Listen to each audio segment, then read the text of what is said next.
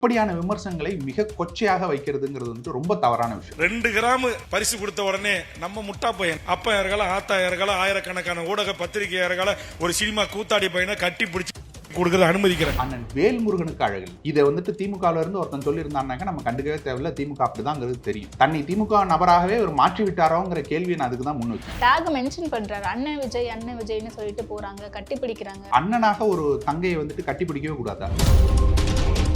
கொள்கையற்று அவர் வந்துட்டு என்ன பண்றாருன்னா, சில ஓட்டுகளை தன் பக்கம் பிரிச்சிடணும், ஒரு சீட்டு கொடுக்குற இடத்துல 2 சீட்டு கொடுத்துட மாட்டாங்களாங்கிற ஏக்கத்துல அவர் வந்துட்டு பல விஷயங்களை செய்யறாரு. அதில் ஒரு விஷயமாகத்தான் இதையும் வந்துட்டு ஒரு கொச்சையாக இப்படி விமர்சிச்சா நம்மளும் ட்ரெண்டிங்ல வரலாம் அப்படின்னு நினைக்கிறாரோ.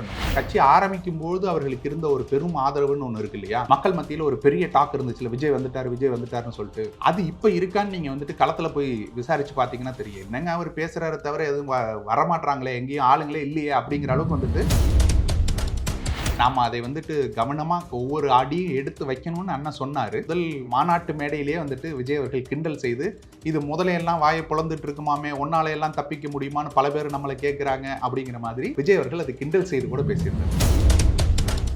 நீங்க அந்த அறிவுரை எடுத்துக்கொள்ளலன்னா கூட பரவாயில்ல, நீங்க கிண்டலாக பேசிட்டு போனீங்க. இப்ப ஆதவர்ஜுனா பேசக்கூடிய பேச்சு என்னவாக இருக்குது, உங்களை எங்க கொண்டு போய் நிறுத்தி இருக்கிறது? போன் போட்டு ஐயா இபிஎஸ் அவர்களுக்கு மன்னிப்பு கேட்கும் அளவுக்கு உங்களை கொண்டு போய் நிறுத்தி இருக்குதுன்னாக்க, கேமரா முன்னாடி இருக்கிறது, தன்னை வந்துட்டு படம் எடுக்கிறார்கள் தெரிந்தும் ஒரு சில வார்த்தைகளை ஆதவர்ஜுனா விடுவாரே என்றால் அது உள்நோக்கம் கொண்டதாக கூட இருக்கலாம்ங்கிறத ஐயா விஜய் அவர்கள் புரிந்து கொள்ளணும்.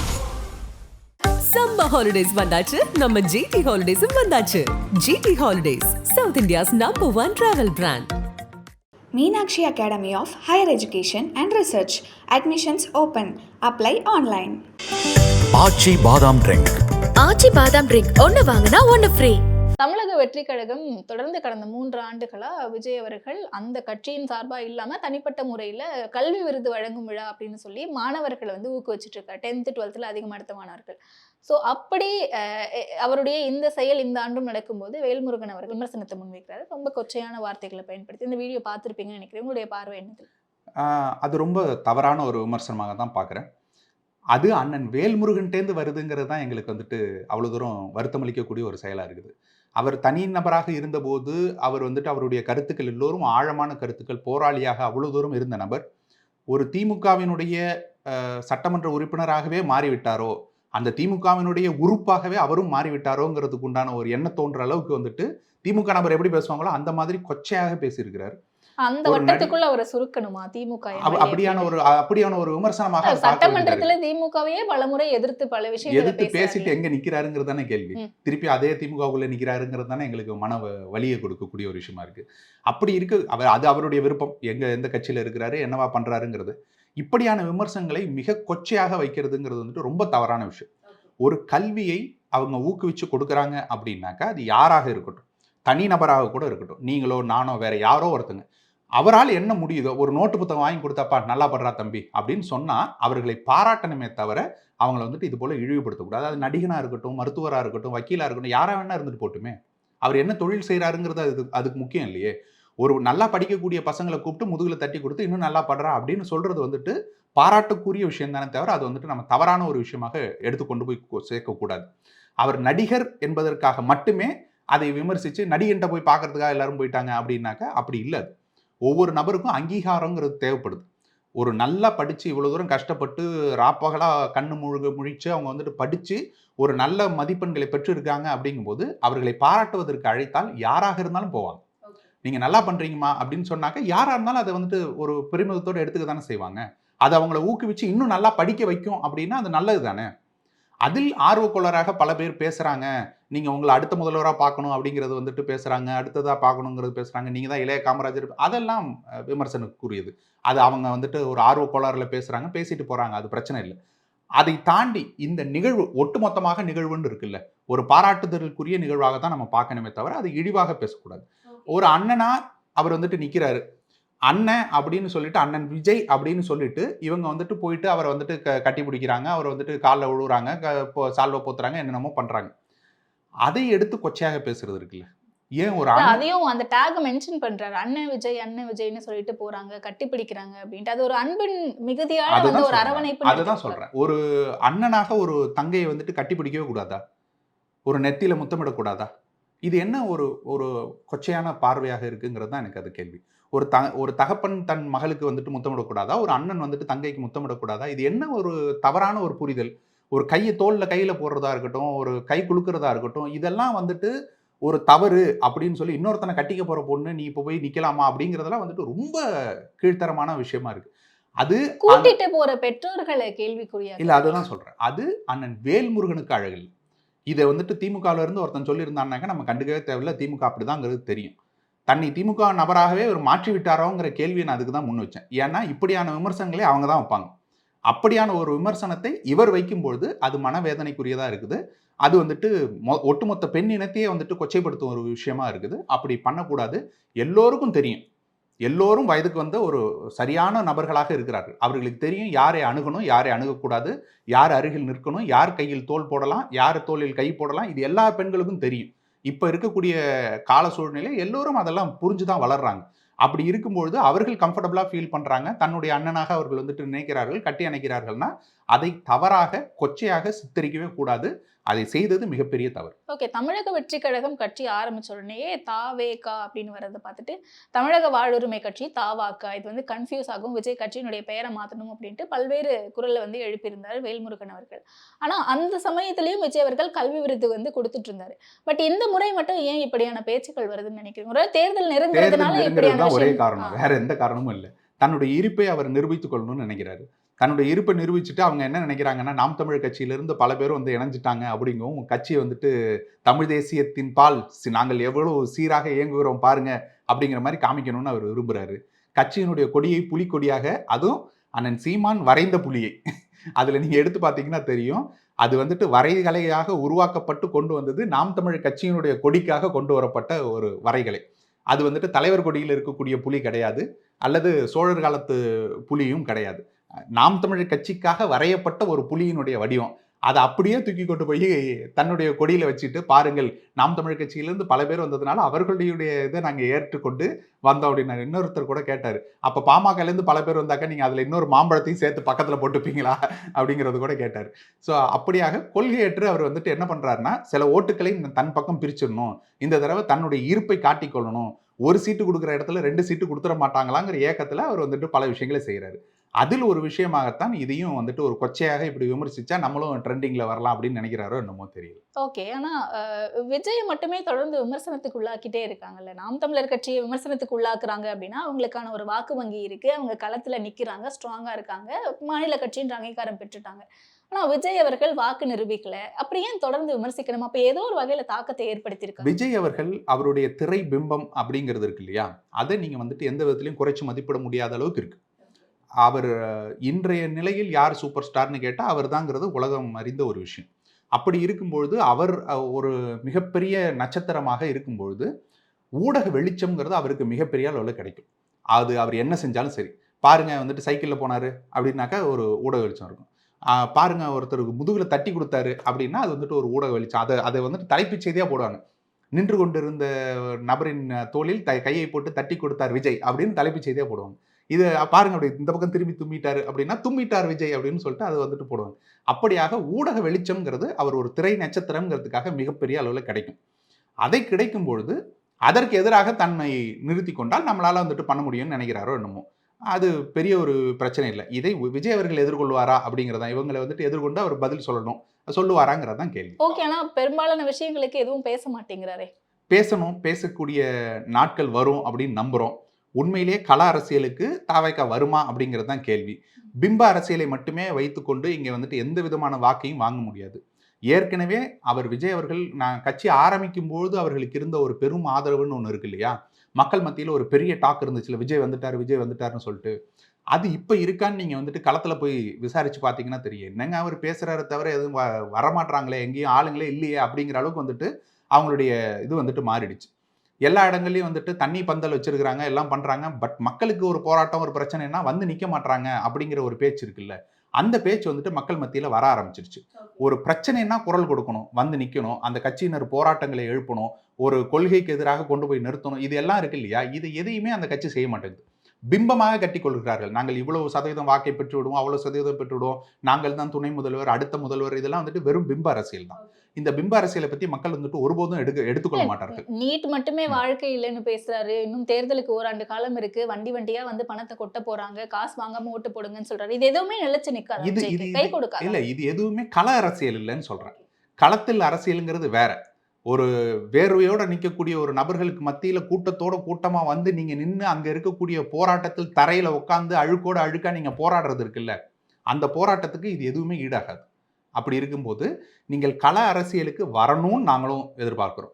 ஒரு மாற்று அரசியல் சக்தி இங்க தமிழ்நாட்டில் தேவைப்படுதான்னு கேட்டா நிச்சயமாக தேவைப்படுது. அது எல்லா இடங்கள்லயும் வந்துட்டு மாற்றை நோக்கி மக்கள் உற்று நோக்கி கொண்டே இருக்கிறார்கள். இந்த திராவிடம் என்ற பெரிய பூதத்தை நம்ம வந்துட்டு வீழ்த்த வேண்டிய தேவை இருக்கிறதான வீழ்த்த வேண்டிய தேவை இருக்குது. ஆனா அதை வெறும் பிம்ப அரசியலால் பண்ண முடியாது. கள அரசியலுக்கு வரணும். நாம் தமிழ் கட்சி கள அரசியலில் 15 ஆண்டுகளாக போராட்டங்களை மேற்கொண்டு மக்களோடு மக்களாக நின்று அத்தனை பிரச்சனைகளிலும் ஒரே ஒரு பிரச்சனையை கூட நீங்க எடுத்து சொல்லி இந்த பிரச்சனையில் நாம் தமிழ் கட்சி போராடவில்லை, மக்கள் சார்பாக நிற்கவில்லைன்னு நீங்க சொல்லவே முடியாது. அப்படியாக அத்தனை பிரச்சனைகளையும் அத்தனை கிராமங்கள்லையும் அத்தனை மாவட்டங்கள்லையும் இருக்கக்கூடிய எல்லா பிரச்சனைகளையும் நாம் தமிழ் கட்சி போராடி இருக்கிறது. மக்களுக்கு தோள் கொடுத்து நின்று இருக்கிறது. அவர்களுக்கான உரிமை குரலை உயர்த்தி கேட்டு இருக்கிறது. அதை ஊடகங்களுக்கு கொண்டு போய் சேர்த்து இருக்கிறது. இதை எல்லாத்தையும் வந்துட்டு நாம் தமிழ் கட்சி செய்து மக்கள் மத்தியில ஒரு நிலையான வந்துட்டு ஒரு பேரை பெற்று இருக்குது. இதை செய்யணும்னா அதை நீங்க தமிழக வெற்றிக் கழகமும் அதை செய்யணும் அப்படின்னாக்க இன்னும் நிறைய நீங்க வந்துட்டு இறங்கி வேலை செய்ய வேண்டியது இருக்கு. இனிமேலாவது ஐயா விஜய் அவர்கள் அதை போன்ற அரசியலை மேற்கொள்வாராங்கிறது தான் கேள்வி. இல்லை மீண்டும் வந்துட்டு நானும் கேன்வாஸ் வர்றேன், நானும் வந்துட்டு இப்படியே வர்றேன், கை காட்டிகிட்டே போகிறேன், எனக்கு வந்துட்டு 2 பக்கத்துலையும் கூட்டம் எவ்வளோ சேருது பார்த்தீங்களா அப்படின்னு கூட்டத்தை மட்டும் காட்டுவதற்காக அரசியலாக இது மாறிவிடுமாங்கிறது தான் கேள்வி. ஓகே, கடந்த நேர்காணல்கள்லேயே நம்ம நிறைய பேசியிருப்போம். கூட்டணி கணக்குகள் நாம் தமிழர் கட்சி எந்தெந்த கட்சியினர் கூப்பிட்டாங்க அப்படின்ற மாதிரி. பட் இந்த முறை ஆதவர்ஜுன் அவர்கள் இபிஎஸ் குறித்து பேசுன மாதிரி ஒரு வீடியோ ஒன்று வைரல் ஆகுது. சீமானவர்கள் கிட்ட கேட்கும்போது சீமானவர்கள் சொல்றாங்க, ஆதவர்ஜுனாவே எங்களை அதிமுக கூட்டணிக்கு வர சொல்லி கூப்பிட்டுருந்தாரு அப்படின்னு. நிஜமாவே அப்படியான சம்பவங்கள் நடந்துச்சா?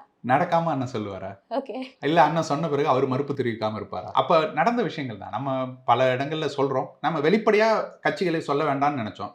அது பாஜகவும் அழைத்தது, அதிமுகவும் அழைத்தது. அண்ணனே வந்துட்டு வெளிப்படையா இப்ப சொல்லிட்டாரு. அண்ணனை வெளிப்படையாக சொன்ன பிறகு நம்ம அதை வந்துட்டு ஓப்பனாக பேசலாம். ஆதவர்ஜுன் அழைக்கிறாருன்னா தாவேக்காவுக்கு தானே அழைக்கணும், ஏன் அதிமுக கூட்டணி அவர் அப்பொழுதுக்கு அவர் வந்துட்டு தாவேக்கால இல்லாம இருந்தார், அதனால அப்ப அழைச்சாரு. ஓ, விசிகாவில இருந்து வெளியேறின அந்த ஒரு டைம் சமயத்துல அவர் வந்துட்டு அழைத்து கொண்டிருந்தார் அந்த சமயம் அது. பட் பல விஷயங்கள் இருக்கு. விஜய் அவர்கள் புரிந்து கொள்ள வேண்டிய விஷயங்கள்ல பல விஷயங்கள் இருக்கு. அண்ணன் வந்துட்டு திரும்ப திரும்ப சொல்றாருல, இது வந்துட்டு வெறும் மீன்கள் கொஞ்சி விளையாடும் குளம் அல்ல தம்பி, முதலைகள் இருக்கக்கூடிய இடம், நாம் அதை வந்துட்டு கவனமாக ஒவ்வொரு அடியும் எடுத்து வைக்கணும்னு அண்ணன் சொன்னார். அதை மேடையிலேயே தன் முதல் மாநாட்டு மேடையிலேயே வந்துட்டு விஜய் அவர்கள் கிண்டல் செய்து, இது முதலையெல்லாம் வாயை பொழந்துட்டு இருக்குமாமே, ஒன்னாலையெல்லாம் தப்பிக்க முடியுமான்னு பல பேர் நம்மளை கேட்குறாங்க அப்படிங்கிற மாதிரி விஜய் அவர்கள் அதை கிண்டல் செய்து கூட பேசியிருந்தார். நீங்கள் அந்த அறிவுரை எடுத்துக்கொள்ளலைன்னா கூட பரவாயில்ல, நீங்கள் கிண்டலாக பேசிட்டு போனீங்க. இப்போ ஆதவர்ஜுனா பேசக்கூடிய பேச்சு என்னவாக இருக்குது, உங்களை எங்கே கொண்டு போய் நிறுத்தி இருக்கிறது, ஃபோன் போட்டு ஐயா இபிஎஸ் அவர்களுக்கு மன்னிப்பு கேட்கும் அளவுக்கு உங்களை கொண்டு போய் நிறுத்தி இருக்குதுன்னாக்க என்ன காரணங்கிறத எடுத்து பார்க்கணும். பல பேர் வந்துட்டு இப்போ ஃபோன் பண்ணி பேசினார், அவர் இல்லைன்னு மறுத்து இருக்காரு இபிஎஸ். நீங்க அதை எடுத்து பாருங்க, பின்னாடி திரும்பவும் இது வரும், திரும்பவும் வரும், அதுவும் வரும். அவர் வந்துட்டு அழைத்து பேசி விஜய் நேரடியாக பேசி இதை தவறா எடுத்துக்காதீங்க, அப்படியான ஒரு நிலை இல்லை அப்படிங்கிறத சொல்லி அவர் மட்டும் தான் அறிக்கை விட்டிருந்தாரு. ஆதவர்ஜுனா அறிக்கை விட்டிருந்தார். ஓகே, அவர் விஜய் வந்துட்டு நேரடியாக பேசியிருந்தார். அது பேசுனதுங்கிறது எல்லாருக்கும் தெரிஞ்ச ஒரு விஷயம் தான். அது வந்துட்டு பேசினார், அவர் மட்டும் மன்னிப்பு கேட்டா போதுமே, இவர் எதுக்கு பேச? ஏன்னா கூட்டணி உங்களுக்கு அமையணுமா இல்லையா, அதுதான் கேள்வி. கூட்டணி அமையணும் அப்படிங்கும்போது நீங்கள் தான் அதை சமரசம் செய்து கொள்ளணும். அப்படி இருக்கிறது தான் பிரச்சனை. இதுல விஜய் அவர்களுக்கு நீங்க வெளிப்படையா பேசணும்னாக்க விஜய் அவர்களுக்கு கூட்டணி அமைக்கணுங்கிறது தான் எல்லாருக்கும் அவருடைய எண்ணமாக இருக்கிறது. அந்த கூட்டணி என்னவாக இருக்கணும்னாக்க திமுகவை வீழ்த்தணும், அதுதான் ஒற்றை நோக்கம் அப்படிங்கிறத வெளிப்படையா சொல்லிட்டாரு. அப்ப திமுகவை வீழ்த்தணும்னா அதிமுகவோட கூட்டணி வைக்கணுங்கிறது தான் அவங்க வந்துட்டு முன்புல இருந்தே இருந்த திட்டம். அதில் பாஜக முந்தி கொண்டது. பாஜகவிற்கு முன்பாகவே விஜய் அவர்களும் இபிஎஸ் அவர்களும் பேசியது எல்லாமே உண்மைதான். அவர்கள் பேசும்பொழுது அவருடைய நிலைப்பாடுங்கிறது ஒரு மிகப்பெரிய பிம்பமாக அவர்கள் தங்களை நினைத்து கொண்டிருந்தார்கள். துணை முதல்வர், 2.5 வருஷம் சிஎம், இதெல்லாம் பேசும்போது இபிஎஸ் அவர்கள் வந்துட்டு இல்லைங்க அதெல்லாம் நமக்கு சரி வராதுன்னு விட்டுட்டாங்க. பாஜக இதை முந்திக்கொண்டு தன்னுடைய கூட்டணியை வந்துட்டு ஸ்ட்ராங்காக சொல்லிட்டு போயிட்டாங்க, நாங்கள் வந்துட்டு அதிமுகவோட கூட்டணியில் இருக்கிறோங்கிறத. இப்பொழுது கூட அவர்கள் கூட்டணிக்கு போக முடியுமா அப்படின்னு கேட்டால் நிச்சயமாக போக முடியும். அவர்களுக்கு வந்து அதில் பெரிய மாற்று இல்லை. அவங்க ஒரே வார்த்தையில் சொல்லிட்டு போயிடலாம், திமுக வீழ்த்துவதற்காக தான் நான் வந்தோம், அதை நாங்கள் செய்வோம் அப்படின்னு சொல்லிட்டு போயிடலாம். அதனால அவங்களால செய்ய முடியும். ஆனால் இதை செய்ய விடாமல் தடுப்பதற்கு திமுக வேலை செய்யுமானா நிச்சயமாக வேலை செய்யும். ஏன்னா விஜயும் அதிமுகவும் ஒரே கூட்டணிக்குள்ள வந்துட்டாங்க, பாஜக வந்துருச்சு, பாமக தேமுதிக எல்லாம் உள்ள வந்துருச்சுன்னா அது ஒரு மிகப்பெரிய அணியாக மாறிவிடும். அப்படி மாற விடக்கூடாதுங்கிறதுல திமுக குறியா இருக்குமானா நிச்சயமாக குறியாக இருக்கும். இதை விஜய் அவர்கள் புரிந்து கொள்ளணும். அப்போ உங்களுக்குள்ளாக இருக்கக்கூடிய நபர்களை வைத்தே அதை செய்வார்கள்ங்கிறதையும் உங்களால புரிஞ்சுக்கணும். கேமரா முன்னாடி இருக்கிறது, தன்னை வந்துட்டு படம் எடுக்கிறார்கள்னு தெரிந்தும் ஒரு சில வார்த்தைகளை ஆதவர்ஜுனா விடுவாரே என்றால் அது உள்நோக்கம் கொண்டதாக கூட இருக்கலாம்ங்கிறத ஐயா விஜய் அவர்கள் புரிந்து கொள்ளணும். இதெல்லாம் தெரிஞ்சுக்கிட்டாதான் நீங்க அரசியல்ல வர முடியும். அதுக்காக தான் சொல்றாங்க இங்க முதலைகள் நிறைந்த குளமாக இது இருக்குதுங்கிறது. நீங்க அதை தெரிந்து ஒவ்வொரு அடியும் நீங்க முன்னெடுத்து வைக்கணுங்கிறது தான் எல்லாருடைய வேண்டுகோளாகும். ஓகே, பட் இந்த விஷயம்லாம் நடந்த பிறகு சீமானவர்களுக்குன்னு ஒரு கருத்து இருக்கும்ல, செய்தியாளர்கள் சந்திப்புல சொல்றது அப்படிங்கறத தாண்டி ஏதாவது ஃபெயில் பண்ணிருக்காரு அவங்கள்ட்ட? இல்லைங்க, இது தனிப்பட்ட நபர் வந்துட்டு புரளி பேசுறதுன்னு சொல்லுவாங்கல்ல. இப்ப அவர் வந்துட்டு உண்மையிலே ஒரு அறிக்கையாக விடுறாரு, இல்ல வந்துட்டு ஒரு இன்டர்வியூல கட்சி சொல்றாரு. இது எல்லாமே தாண்டி விஜய் அவர்கள் மேல அவருக்கு தனிப்பட்ட முறையில ஒரு அன்பு இருக்குல்ல, அந்த உறுதியாக இருக்குங்க. அது எல்லாருக்குமே தானே இருக்கு. எல்லாருக்குமே தானே இருக்கு. இப்ப கமலஹாசன் அவர்களுக்காக இவ்வளவு தூரம் குரல் கொடுத்து நிக்கிறாருன்னா எதுக்காக நிக்கிறாருன்னு நினைக்கிறீங்க? அது ஒரு அன்பின் காரணமாக தானே. ஐயா ஸ்டாலின் அவர்களோட உருவ பொம்மையை வந்துட்டு எரிக்கிறாங்க. அதை எரிக்கும்போது இங்க தமிழ் அமைப்புகள்ல, தமிழ்நாட்டில் இருக்கக்கூடிய கட்சிகள்ல எந்த கட்சியுமே வந்துட்டு அவருக்கு குரல் கொடுக்கல. ஏன் திமுகவே குரல் கொடுக்கல? ஸ்டாலினுடைய உருவ பொம்மை நீங்க எப்படி எரிக்கலாம் அப்படிங்கிற மாதிரி யாருமே கேள்வி கேட்கல. முதல் ஆளாக கேள்வி கேட்கறது அண்ணன் சீமான் தானே. அவர் யாரா வேணா இருக்கலாங்க. எங்களுக்கு வந்துட்டு அவ்வளவு தூரம் இங்க தீங்கி இழைக்கக்கூடிய திராவிடம் என்ற சித்தாந்தத்தை தூக்கி பிடிக்கக்கூடிய நபராக கூட இருக்கலாம். ஆனா அவர் எங்களுடைய முதலமைச்சர். எங்களோட முதலமைச்சரோட உருவமை நீ எப்படா எரிக்கலான்னு கேட்கறதுக்கு ஒரு துணிவு இருக்கணும்ல. அதை கேட்கக்கூடிய முதல் நபராக யார் இருப்பார்னா அண்ணன் சீமான் தான் இருப்பார். கமலஹாசனுக்கு இங்க ஒரு பிரச்சனை வருதுன்னா அவர் அண்ணன் தான் இருப்பார். நீங்க அவ்வளவு ஏன் எங்களுக்கு நேர் எதிரான சித்தாந்தத்தை கொண்ட பாஜகவில் ஒரு நபருக்கு ஒரு பிரச்சனைனா கேடி ராகவனா இருக்கட்டும், யாரா இருக்கட்டும், ஒரு பிரச்சனைன்னா அதுல அதை இதெல்லாம் ஒரு பிரச்சனையா? மக்கள் பிரச்சனை எவ்வளவு இருக்கு, அதை விட்டு தள்ளுங்கன்னு சொல்லக்கூடிய ஒரு தைரியம் இருக்குல்ல, அது அண்ணனுக்கு மட்டும் தான் இருக்கு. இது நமக்கு நேர்மறையான விமர்சனமா வருமா, எதிர்மறையான விமர்சனமா வருமா, நம்ம எங்க கொண்டு போய் நிறுத்தும், நம்மளை தவறாக புரிந்து கொள்வார்கள், இதை பத்தி எல்லாம் அண்ணன் யோசிக்கிறதே இல்லை. தன் மனதுக்கு எது சரின்னு படுதோ அதை மிகச்சரியாக எந்தவித குழப்பமும் இல்லாம தெளிவாக சொல்லக்கூடிய நபர் அண்ணன் சீமான். அப்படியாக ஐயா விஜய் அவர்களுக்கு நல்லது நினைக்கிறாரான்னு மனதார நல்லது நினைக்கிறார். அவர் வந்துட்டு உண்மையிலே இங்க வந்துட்டு வரணும், ஒரு மாற்று சக்தியாக இங்க வரணுங்கிறதுல அண்ணன் உண்மையிலே மனதார நினைக்கிறார். அதை தவறாக புரிந்து கொண்டு அவர்கள் வந்துட்டு அண்ணன் வந்துட்டு நம்மளை வீழ்த்தி விடுவாரோ, நமக்கு எதிராக நிற்கிறாரோன்னு நீங்க நினைச்சுக்கிட்டீங்கன்னா நாங்க பொறுப்பாக்க முடியாது. ஓகே, நிச்சயமா என்ன நடக்குது அப்படிங்கிற தேர்தல் களத்துல வெயிட் பண்ணி பார்ப்போம். நேரத்திற்கு நன்றி. நன்றி.